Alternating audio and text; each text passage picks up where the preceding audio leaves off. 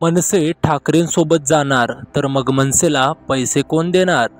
मित्रांनो, खळबळजनक व्हिडिओ आपला शेवटपर्यंत पहा आणि आपल्या यूट्यूब पोर्टलला सबस्क्राईब करायला विसरू नका. मित्रांनो, उद्धव ठाकरेंसोबत मनसे जाणार, राज ठाकरे उद्धव ठाकरे एकत्र येणार या चर्चेंना प्रचंड उधाण आलेलं आहे.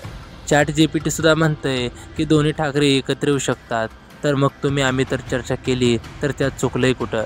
परंतु राज ठाकरे यांच्या महाराष्ट्र नवनिर्माण सेनेबद्दल थोडासा तुम्ही सुद्धा विचार करून पाहिलं पाहिजे.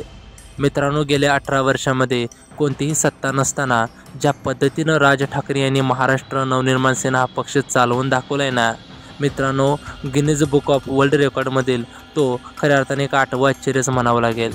सोपं नसतं पक्ष चालवणं, सोपं नसतं नेत्यांना घडवणं.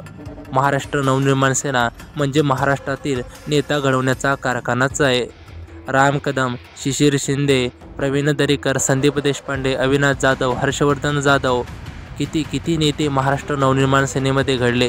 सत्ता, पद, आमदार, खासदार नाहीत हा विषय निराळा. परंतु राज ठाकरे यांनाही कळलं की नुसतं जनतेमध्ये जाऊन भाषणं ठोकून उपयोग नाही, तर राजकारण हे राजकारणाप्रमाणे केलं पाहिजे. आणि राज ठाकरे यांनी वेगळ्या पद्धतीनं फासं टाकायला सुरुवात झाली.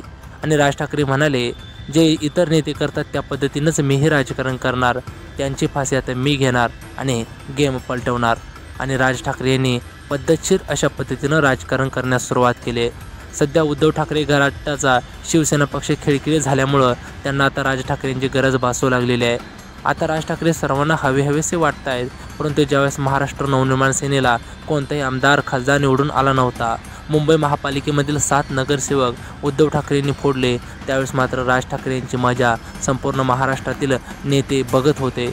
परंतु सध्या राज ठाकरेंची गरज सर्वांनाच पडू लागली. एकनाथ शिंदे येत आहेत, म्हणतायत राज ठाकरे आम्हाला हवेत. उद्धव ठाकरे येत आहेत, म्हणतात मी टाळी द्यायला तयार आहे. संजय राऊत तर सध्या राज ठाकरेंच्या पायाला लोटांगण घालण्यास तयार झालेत. हे सर्व असताना राज ठाकरे यांच्या मनसेकडं आर्थिक रसद प्रचंड कमी आहे. पक्ष कोणत्याही प्रकारे सत्तेत नव्हता. पक्षातील नेते कोणत्याही प्रस्थापित घरातील नाहीत. कोणत्याही नेत्याकडं कारखाना किंवा उद्योगधंदा नाही.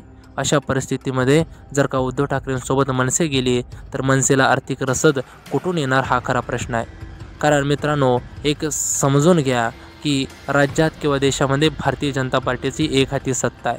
सर्व बिझनेसमॅन, सर्व राजकीय नेते, सर्व फंड मॅनेजमेंट करणारे अनेक मोठे मातब्बर मंडळी सध्या भारतीय जनता पार्टीच्या सांगण्यावरूनच फंड वाटप करत आहेत. वेगवेगळ्या राजकीय पक्षांना राजकीय निधी म्हणून अनेक बिझनेसमॅन त्या ठिकाणी पैसे देत असतात. सध्याच्या घडीला भारतीय जनता पार्टी म्हणेल त्याच दिशेनं हा राजकीय फंड वाटला जातो.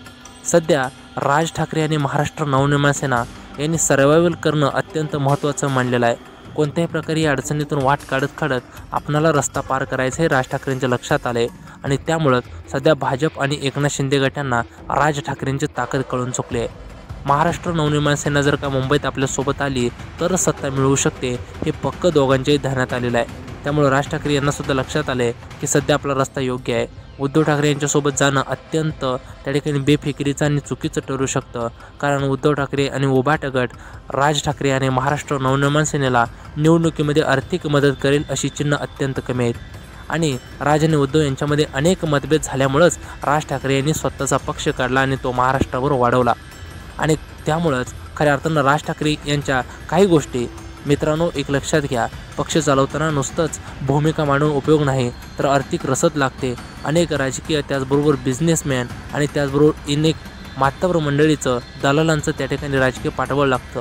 मनसेच्या मागं कोणताही त्या ठिकाणी माणूस नाही, परंतु राज ठाकरे हे एक खांबी तंबू म्हणून त्या ठिकाणी महाराष्ट्र नवनिर्माण सेनेची अध्यक्षपदाची भूमिका निभावत आहेत. त्यामुळं कुठंतरी त्यांना एक चांगल्या मत्तेची, चांगल्या पाठिंब्याची गरज आहे. आणि तो आर्थिक त्याचबरोबर राजकीय पाठबळ हे भाजपकडून मिळू शकतं, ते उद्धव ठाकरे गटाकडून मिळत नाही. त्यामुळे मनसेची भूमिका ही राजकीय भूमिका अत्यंत ताकदीची आणि योग्य आहे असंच मला वाटतं. तुम्हाला काय वाटतं? कमेंटच्या माध्यमातून व्यक्त व्हा.